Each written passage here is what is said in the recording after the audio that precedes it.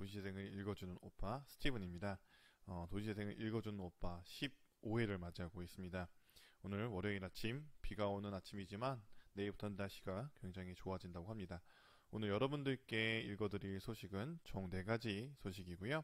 그 첫 번째 소식은 바로 청년 도시재생 해커톤, 요즘 것들이 도시를 살리는 법 시즌3 전주편에 대한 얘기입니다.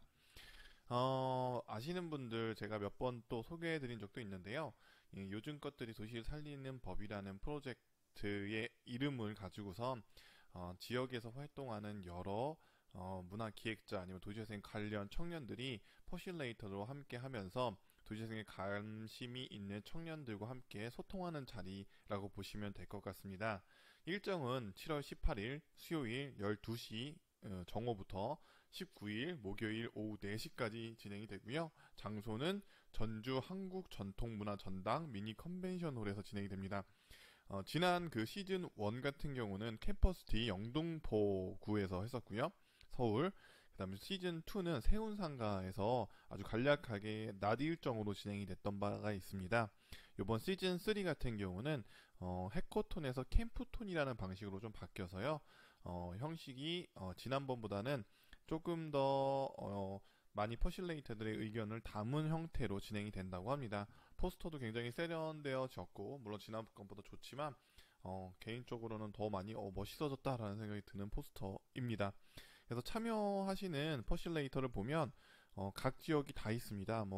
강릉에는 송주 홍 대표님, 경산에는 책임의 박종복 대표님, 대구는 인디 053 이창원 대표님, 광주는 1% 공작소 이정현 대표님, 대전은 도시여행자 김준태 대표님, 이렇게 등등이 있고요.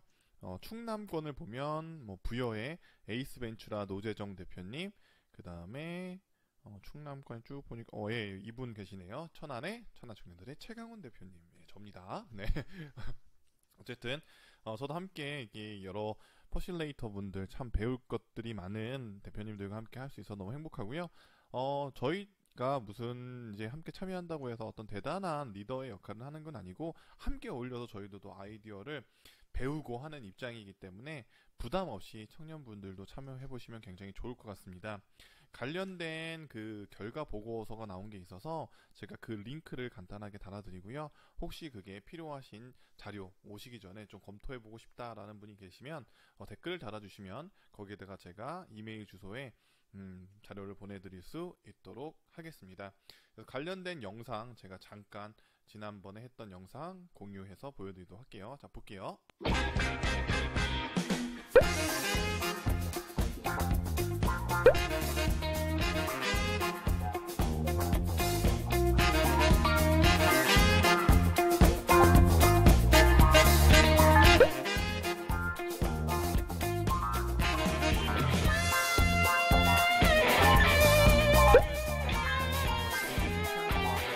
페이스북 페이지에는 좀 올라가기가 한 개밖에 안 올라가서 제 개인 페이지로 오시면 최강훈이라고 검색해서 오시면 제가 거기에다가는 풀 영상도 함께 달아고 업데이트 해드리도록 하겠습니다. 두 번째 소식은 도시재생 시민포럼 2018이라는 내용을 가지고 정읍시에서 토론회를 개최했다고 보시면 포럼이죠, 포럼. 네, 그래서 도시재생의 생명체라고 하는 것들에 대해서 여러 가지 이야기를 나눠보는 시간인데요. 정석 서울시립대 도시공학과 교수님, 그 다음에 최정환 사단법인 공간문화센터 대표님, 저희 멘토님이시도 하고요. 그래서 좀 더 많이 더 기대가 되기도 합니다. 그래서 이광서 대표님과 정철모 정읍시 도시재생 센터장님이 이렇게 포럼의 리더자로서 이렇게 함께 해주신다고 합니다. 그래서 7월 13일 금요일 1시부터 6시까지 정읍시립중앙도서관 1층 소광당에서 진행된다고 하고요. 보면 쭉 주제를 보니까요. 최정환 대표님 같은 경우는 문화가 숨쉬는 도시라는 주제로서 진행이 한다고 합니다. 그래서 1시부터 진행이 돼서 4시부터는 또 백인 시민과의 대토론회가 진행이 되고요. 좌장은 정철모 정읍시 도시재생지원 센터장님의 주최로 정석 교수, 최정환 대표, 이강서 대표, 김한수 교수가 함께 그 토론자로 진행이 된다고 하네요. 여기다 더해서 정읍시 소식을 하나 더 갖고 왔는데요. 정읍시에서는요, 태평가든 축제를 한여름밤의 정원 축제라는 주제로서 진행을 한다고 합니다. 그 다음 날이네요. 7월 14일 토요일 오후 4시부터 9시까지 국제 탁구장 자리 주차장에서 도시재생 현장 지원센터 바로 옆 주차장이라고 하네요. 거기서 작은 음악회와 만프리 마켓, 수제 맥주 시험회 이런 것들을 진행한다고 합니다. 그래서 주체는 정읍시고 주관은 돌아오는 샘골이라고 하네요. 그래서 이 한 1박 2일 코스로 도시재생에 관련된 분들이나 관심 있는 분들이라면, 특히나 이제 근처에 계신 분들이라고 하면 좋은 발제자분들, 그 다음에 좋은 기획자분들의 이야기들을 좀 들어볼 수 있는 기회이기 때문에 한번 방문하셔서 이야기 포럼을 나눠보시고 그 다음에는 이 축제에도 함께 참여해 보시면 굉장히 좋지 않을까라는 생각이 듭니다. 세 번째 소식은요, 조금 이제 심도가 있는 소식인데요. 바로 투기꾼이 파치는 도시재생 사업이라고 해서 경향비지에 나왔던 기사를 제가 좀 가져왔어요. 사실은 저도 이제 이게 검색해서 나오긴 했지만, 처음에는 그 서촌에서 활동하시는 그 설재우 대표님이라고 계세요. 그래서 그 대표님께서 공유했던 내용들의 링크를 먼저 보고 접했었고요. 그래서 관련돼서 또 많이 이야기들, 개인적 그 견해를 밝혀주신 부분도 있는데 많이 공감되는 부분이 있어서 저도 쭉 한번 먼저 이렇게 검토를 했어요. 이렇게 검토를 쭉 하고 저도 한번 여기에 대해서 심도 깊게 한번 여러분들과 공유를 해드리려고 합니다. 그래서 내용을 보면요, 2014년 말부터 마을에 외지 사람들이 모여들기 시작했다고 합니다. 이거는 이제 어디에 대한 얘기냐면요, 서울 창신숭인지구 도시재생 선도 지역을 말합니다. 그래서 원래는 평당 800만원에 머물던 집값이 몇 년 새 1,500만원 선으로 넘어섰고요. 2015년 10월에 4억 정도에 거래되던 건물들이요, 지금 현재 1년 만에 1년 후에는요, 6억 정도의 금액에 팔릴 정도로 최근 4년간 도시재생 사업이 이루어진 서울 종로 창신구 지역에서는요, 이런 젠트리피케이션 현상, 그래서 투기꾼들, 실제로 원주민보다는 외부 자원을 가지고선 투자를 통해서 실제적인 소득만 얻어가려는 어떤 이런 분들이 많이 늘었다라는 얘기들이 있네요. 그래서 지금 창신동 주택 거래가요, 기존보다 3배 정도가 늘었다고 하고요. 보면은 쭉 보시면 개발 밑그름에 손에 쥔 투기 세력이 극성을 부린 곳은 채석장 절개지 바로 아래 창신동 돌산마을이다. 고지대에 위치한 돌산마을은 도시재생 사업의 일환으로 마을 전망대와 어린이 공원, 소통 공작소 등 굵직굵직한 도시재생 기반 시설이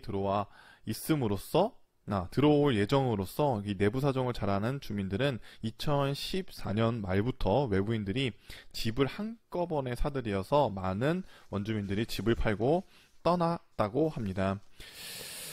그것뿐만 아니라 이렇게 좀 내용들 쭉 보면요, 2011년에 한 해에는 20건에 머물던 그 거래 단독주택이나 다가구 주택의 매매가 2017년에는 69건 등으로 평균 4배 정도 가까이 증가를 했다고 합니다. 그래서 지금 현재 도시재생 사업을 통해서 원주민들이 원래 보면 더 살기 좋은 도시, 아니면 살면 좋은 마을을 만들자는 목표를 가지고 시작했는데 실제로는 그런 분들은 좀 떠나버리고 있는 상태다라는 이런 내용들입니다. 그래서 쭉쭉 보니까요, 첫 번째 재생 지역이다 보니 서울시와 주민 간의 갈등도 잦았다고 합니다. 도시재생센터라는 민간 소통 창구를 마련했지만 대화는 이루어지지 않았고 주민들의 참여는 기대를 밑돌았다. 기껏 주민협의체 회의를 열어도 참석한 주민은 5명도 채 되지 않았다. 도시재생센터에서 주민 참여 독려하려고 홍보를 했지만 주민들은 모이지 않았다 라고 했네요. 근데 여기 제가 홍보 부분에 동그라미를 쳐놨는데요, 어떤 홍보 노력을 했는지가 조금은 의문스럽습니다.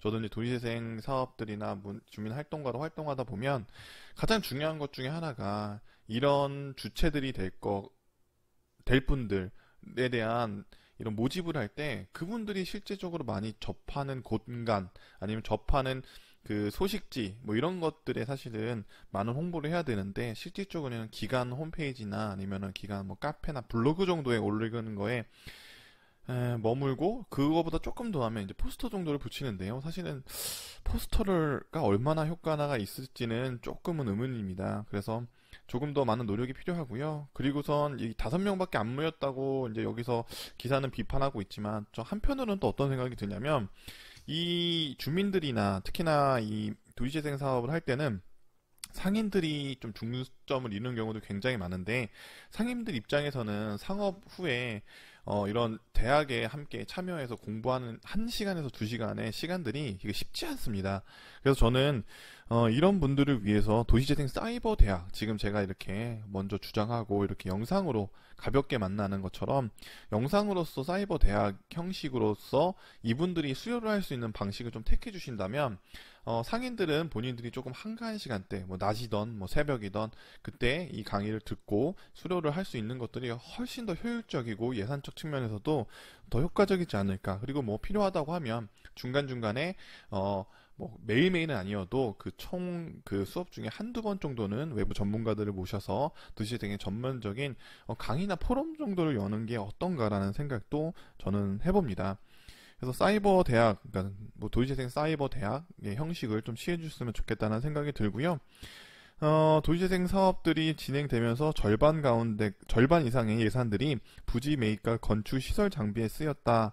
그래서 과연 이런 시설들이 뭐 지역의 건립의 대표적인 기반 시설이 된 건 맞지만 과연 지역 경제 활성화에 얼마의 도움을 줬냐라는 의문점은 남는다. 이런 의견을 또 많이 주셨어요. 맞습니다. 물론 공간이 필요한 건 맞아요. 근데 공간보다 사실은 공간을 활용할 주체들을 양성해 나가는 과정들도 비슷한 비율로 조금 지원이 돼야 된다고 생각해요. 지금은 물론 지원을 하고 있지만 그 마중물 사업에 사용되는 비용에 비하면 사실 소프트웨어에 투입되는 비용은 굉장히 저조하다라고 생각이 들어서 이런 부분에 있어서는 좀 수정하고 정부 정책이 좀 바뀌어야 되지 않을까라는 좀 생각도 해봅니다. 그리고 이제 도시재생 사업을 통해서 젠트리피케이션 현상이 많이 진행되고 있어서 많이 힘들다라고 하는데요. 지금 이 사례들은 경향신문 같은 경우는 서울의 사례를 중심으로 한 거고요. 저는 지방형 젠트리피케이션 현상 아니면 지방형 둥지 내몰림 현상은 다른 시각으로 좀 봐야 된다. 서울 같은 경우는 상권이 좀 좋아진 다음에 젠트리피케이션 현상이 와서 주민들이 쫓겨난다고 하면 지방 같은 경우는 이 사업이 들어오고 상권이 좋아진 다음에 쫓겨나야 되는데 상권이 좋아지기도 전에 실질적으로 상권은 그대로인데도 불구하고 임대료만 높아져서 쫓겨나는 현상이 있어요. 그래서 지방형 도시재생 사업 같은 경우는 지방형 젠트리피케이션 현상을 보는 다른 시각이 좀 필요하다. 이 해석과 어떤 방향과 정책도 조금 달라야 된다. 서울의 사례는 이렇지만 참고해서 하되 좀 지역형으로 맞게 정책을 또 세워야 된다. 마지막 소식은 원주시에서 진행될 예정인 원주에서 함께 살기라는 프로젝트입니다. 청년들이 준비한 프로젝트고요. 이게 보시면 제가 이 소식 가져왔던 거는 도시재생 사업과 굉장히 밀접한 관계를 가지고 있어요. 그래서 요거 그렇군요. 네네네. 그래서 했네요. 이게 진행을 했던 거네요. 그렇기 때문에 요거는 제가 컷 편집하고요. 제가 오늘은 3가지 소식 정도만 전해드리고 이렇게 마무리하겠습니다. 그래서 얘기가 좀 길어지다 보니까 3개 정도 소식이 했는데도 한 15분 정도 됐네요. 그래서 다시 한번 여러분들께 이 도시재생에 대한 특히나 뭐 이런 투기나 아니면 젠트리피케이션 현상에 대해서는 약간 토론 형식으로 특집 방송을 하나 좀 만들도록 하겠습니다. 네, 그러면 또 내일 뵙도록 하겠습니다. 안녕.